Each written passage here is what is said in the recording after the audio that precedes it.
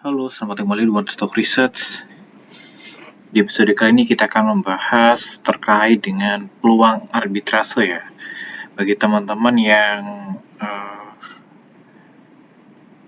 pengen mencari peluang untuk arbitrase saham-saham yang melakukan aksi korporasi ya. Dan menurut saya ini ada salah satu peluang yang cukup menarik ya. Dimana ini ada merger ya antara Adira dan juga Mandala Finance ya.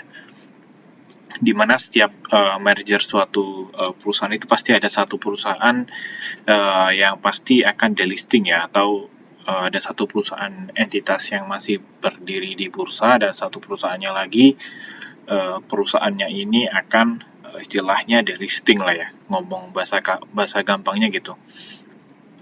Nah, untuk kasus yang Adira merger dengan Mandala Finance ini adalah entitas yang akan delisting. Dan buat teman-teman yang tidak setuju ya dengan mergernya, ini dari pihak Adira atau Mandala Finance ya, atau mungkin kita nanti akan sebutnya adalah MUFG ya, atau MUFG ini adalah induk dari kedua perusahaan ini, teman-teman. Nah, buat teman-teman yang menolak merger ya, jadi di sini pemegang saham MFIN yang menolak sahamnya merger, ini dari pihak pengendalinya ini menawarkan untuk sahamnya ini dijual kembali ke pengendalinya ya, ke MUFG. Tapi teman-teman harus memenuhi syarat dalam menjual saham MFIN ini, di mana syarat yang pertama adalah teman-teman harus terdaftar sebagai pemegang saham MFIN paling lambat itu adalah 4 Juni tahun 2025 ya. Terus selanjutnya teman-teman harus wajib ikut RUU PSLB yang terkait merger ya, dan wajib juga menyatakan tidak setuju untuk mergernya. Nah, selanjutnya kalau misalkan sudah menyatakan tidak setuju dengan mergernya, teman-teman nanti akan mengajukan, yang pertama adalah mengajukan bukti kepemilikan terkait saham MFIN-nya, yang kedua adalah bukti teman-teman tidak setuju dengan mergernya, bahwa mergernya ini nanti akan merugikan teman-teman ya. Dimana nanti ya teman-teman akan mengisi lembar penjualan sahamnya yang biasanya akan dikirimkan oleh perusahaan yang akan delisting ya, seperti studi kasus kemarin XL dan juga Friend ini memberikan surat bahwa yang nggak setuju ya dengan mergernya ini nanti akan sahamnya dibeli lagi oleh pengendalinya. Dan periodenya ini periode penjualannya ini terjadi tanggal 3 sampai 15 Juli ya. Jadi periodenya sangat lama. Cuman ketiga syarat ini harus terpenuhi ya. Jika ada salah satu syarat yang tidak terpenuhi ya, teman-teman nggak bisa jual. Seperti itu. Nah, berapa nilai tebus ya? Berapa nilai tebus kalau misalkan teman-teman jual saham MFIN-nya? Nah, jadi nilai tebusnya adalah 3.426. Kalau kita lihat harga saham MFIN di market sekarang itu di 3.200-an ya. Nah, di sini ini ada spread ya antara harga market dan juga harga tebus. Jadi kalau misalkan teman-teman beli saham MFIN misalkan 1 miliar, misalkan di harga 3.200, teman-teman bisa ikut RUPS-nya, menyatakan tidak setuju dan menjual sahamnya di harga 3.426. Dan harga ini didapatkan dari harga rata-rata MFIN selama 90 hari kalender terakhir. Seperti itu. Nah, ini adalah apa yang harus teman-teman lakukan ya jika teman-teman benar-benar pengen ikut untuk arbitrase di saham MFIN ya. Jadi apa sih arbitrase? Arbitrase itu ya ada beberapa studi kasus, misalkan sahamnya ini mau merger itu biasanya pengendalinya ini menawarkan Saya akan beli saham kamu di harga misalkan contohnya MFIN di harga 3.400, sementara saham di marketnya sekarang itu 3.200. Nah, ini kan ada selisih ya. Selisih antara harga market dan juga harga yang ditawarkan pengendali. Ini namanya arbitrase, teman-teman. Nah, biasanya arbitrase itu terjadi ya biasanya waktu merger, waktu mandatory tender offer, atau waktu delisting ya, go private, ya, itu bisa terjadi seperti ini.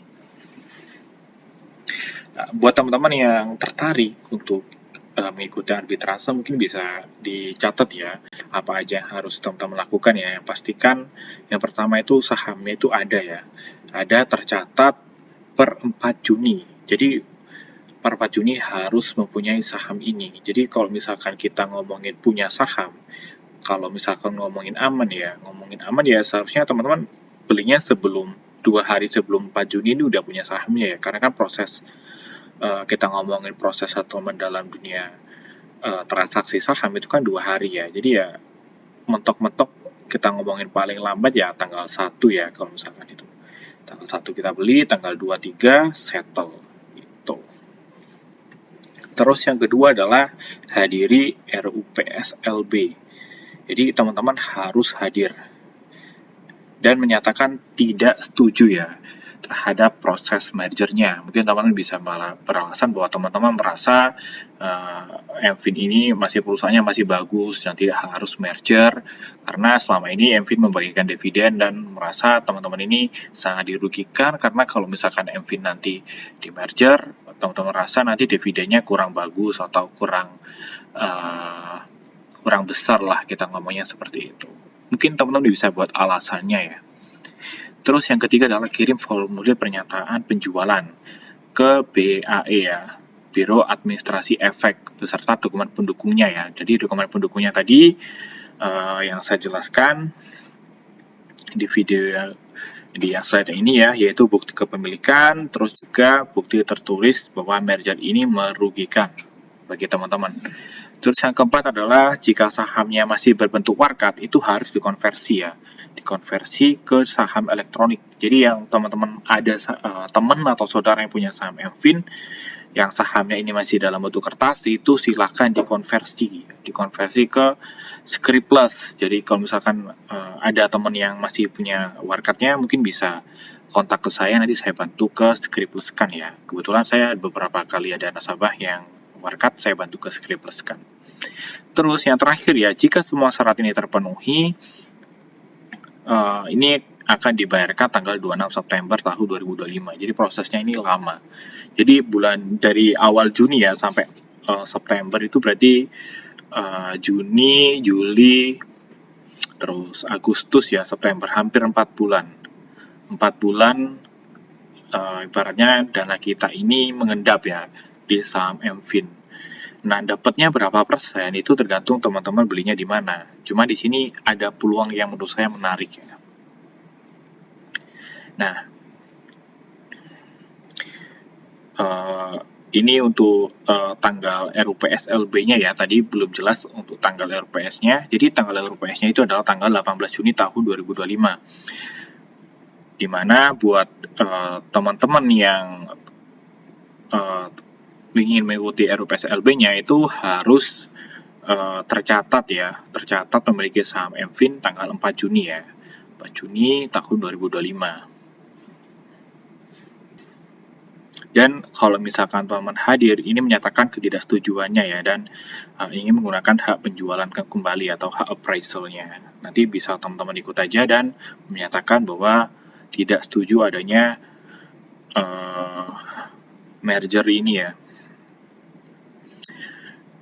Nah, menurut saya hal yang menarik ya di saham MFIN ini adalah karena saham MFIN kan sekarang akan membagikan saham bonus ya, akan membagikan saham bonus itu di tanggal 22 Mei ini.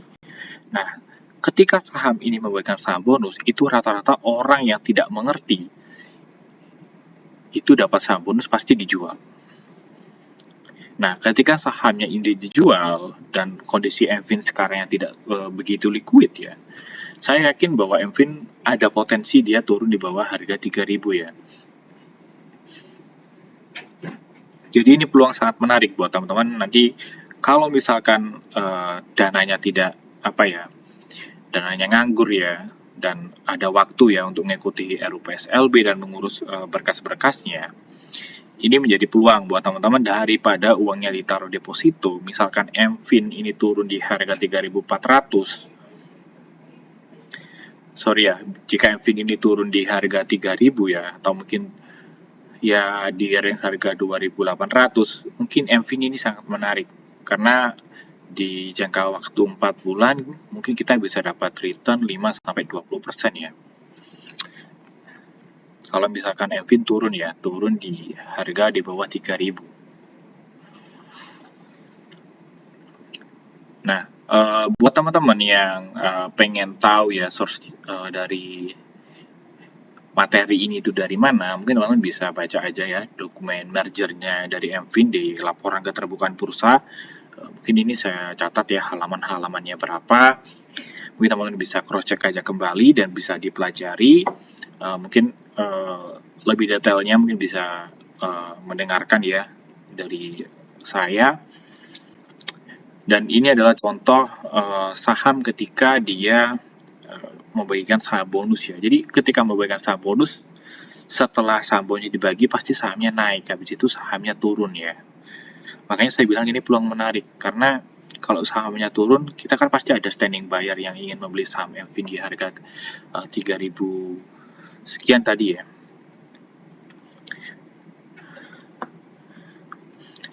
Oke.